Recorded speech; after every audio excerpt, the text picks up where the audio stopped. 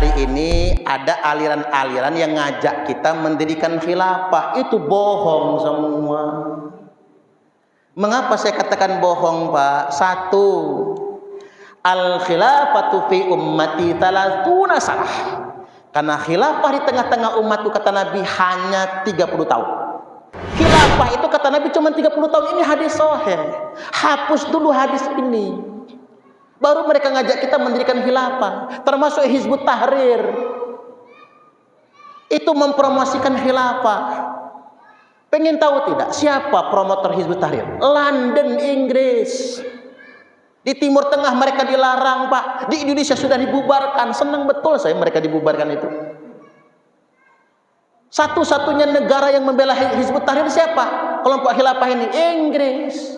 Alat Inggris, proksi mereka itu, Pak. Mengapa saya katakan ini berbohong, Bapak Ibu? Satu, berdasarkan hadis Nabi, khilafah hanya berlaku 30 tahun.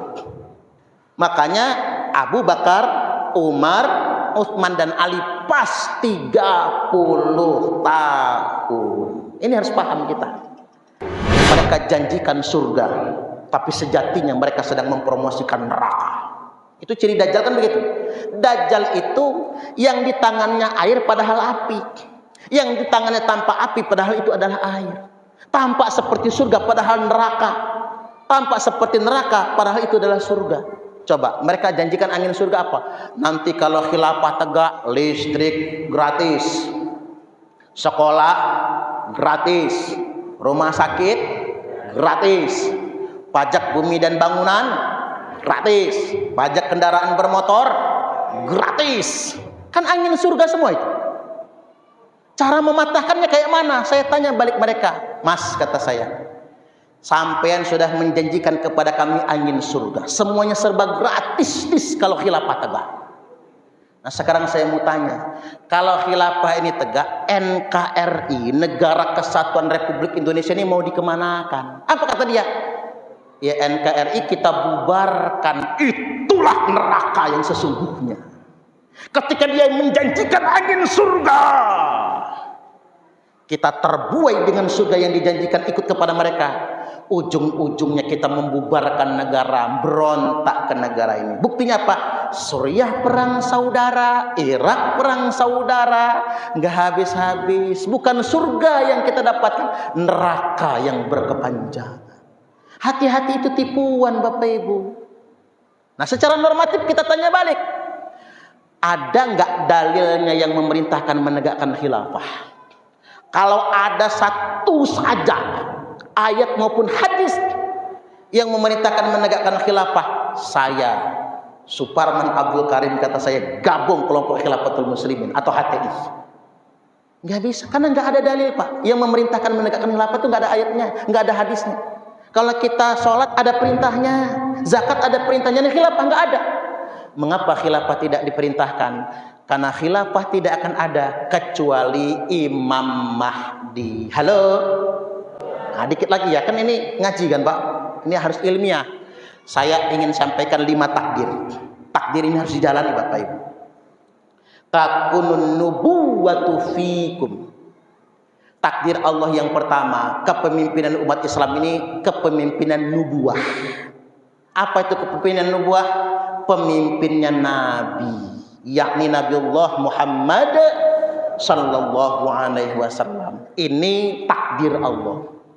Setelah Nabi wafat, tsumma takunu khilafah ala minhajin nubuwah, lalu diganti dengan khilafah dengan metode kenabian. Itu 30 tahun. Abu Bakar, Umar, Utsman, Ali, pas 30 tahun.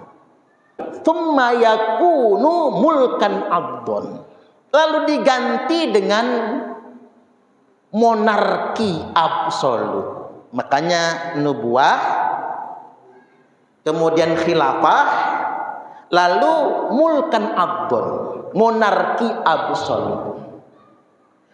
Fayakunu masya'allahu ayyakun. Zaman kerajaan monarki absolut ini adanya atas takdir dari Allah. Seandainya kita hidup di zaman dinasti Bani Umayyah, Bani Abbasiyah Pak, Turki Utsmani, kerajaan, zaman kerajaan, takdir Allah, nggak bisa kita tolak. Baru masuk fase keempat. Setelah zaman kerajaan selesai, tsumma takunu mulkan jabariyah. Lalu masuk fase keempat, mulkan jabariyah. Apa itu mulkan jabariyah? Dimulai dari zaman penjajahan masuk ke era kebebasan. Dijajah kita oleh Inggris, dunia internasional, dijajah Portugis, dijajah Jerman, dijajah Belanda. Setelah zaman penjajahan masuk era kebebasan, kita nyebutnya demokrasi. Makanya zaman demokrasi ini Bapak Ibu takdir. Kan kalau orang-orang Islam garis keras itu demokrasi haram, ikut pemilu haram. Enak aja ngomongin hukum itu Pak. Padahal zaman demokrasi ini takdir Allah. Tuh, siapa yang membantah hadis ini Pak? Ini hadis sahih ini. Zaman demokrasi takdir Allah. Adanya atas kehendak Allah. Dan zaman ini akan berakhir kalau Allah sudah menghendakinya. Makanya karena kita hidup di zaman keempat, zaman demokrasi, jadilah warga negara yang baik.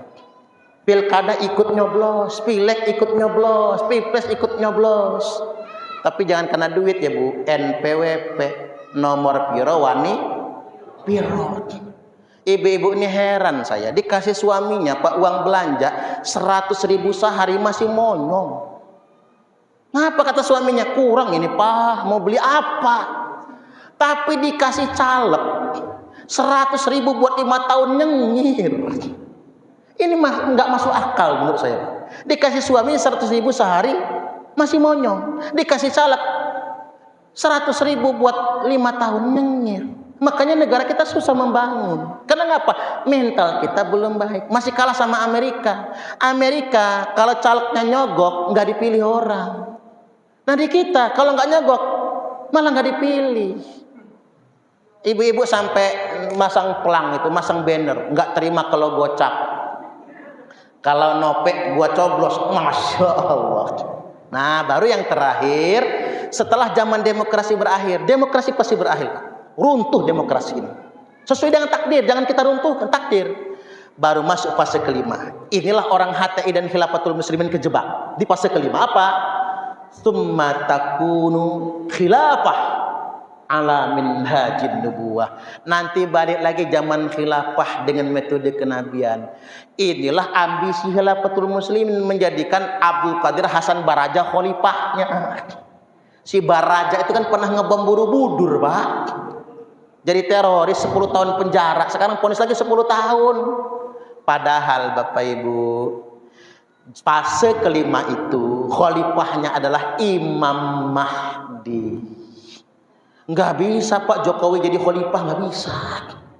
Prabowo nggak bisa, Donald Trump jauh tangeh, Recep Tayyip Erdogan nggak bisa, Ali Ayatullah Khomeini nggak bisa jadi khalifah. Apapun ambisinya. Makanya saya sebagai Sunni, apa bedanya sama Syiah? Syiah mengatakan imamah sudah ditentukan, keturunan Ali Ayatullah Khomeini. Tapi kita bagi Muslim Sunni bukan. Makanya kita sama Syiah itu Pak tidak akan satu pendapat dalam konteks ini. Tapi nanti nunggu Imam Mahdi. Ketika Imam Mahdi muncul, Sunni sama Syiah pasti bersatu. Sementara tidak bisa, karena belum ada Imam Mahdi. Karena kalau di Syiah imamah, kalau di kita bukan imamah. Itu Imam Mahdi.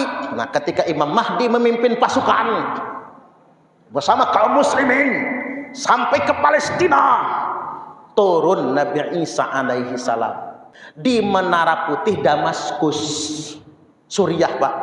Turun di sana, masuk Masjid Al-Aqsa pas sholat subuh. Imam Mahdi masuk mihrab pengimaman. Imam Mahdi melihat Nabi Isa datang. Kata Imam Mahdi, monggo silahkan Anda jadi imam. Apa kata Nabi Isa? Ini bukan hak saya, tapi ini hak Anda sebagai Imam Mahdi. Imam Mahdi ngimamin sholat subuh, perang besar. Habis itu pasukan Imam Mahdi perang bersama Israel, melawan Israel. Israel yang kemarin-kemarin tidak bisa dikalahkan. Israel yang hari ini sangat jumawa dan sombongnya Bapak Ibu, akan dibantai habis. Mereka sembunyi di balik batu. Batu berkata, ada Yahudi di belakang.